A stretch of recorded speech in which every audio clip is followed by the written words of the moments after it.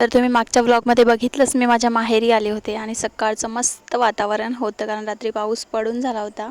इकडे छान बाबांनी गाणे लावले होते गणपती बाप्पाचे, कारण त्यांच्या घरी रोज सकाळी लावत असतात. इकडे बाबाचं काहीतरी महत्त्वाचं काम चालू होतं, जे की अर्धं मी करून दिलं आणि बाकीचं बाबा करत होते. इकडे आईची सकाळची देवपूजा चालू होती. तिने सकाळी घरातली देवपूजा करून घेतली, नंतर तुळशीजवळ पूजा करत होती कारण तिथं पण पिंड ठेवलेली आहे आणि रोज सकाळी तुळशीजवळ पूजा करत असतात. तर खेड्यातील हेच एक वातावरण असतं बघण्यासारखं. मी माहेरी 8 दिवस होती, पण मी काही बाकीचं शूट घेतलं नाही बाकी दिवस. इकडे आईची देवपूजा पूर्ण झाली होती, कारण सकाळी सकाळी देवपूजा केली तर खरंच खूप जास्त प्रसन्न वाटतं घरामध्ये.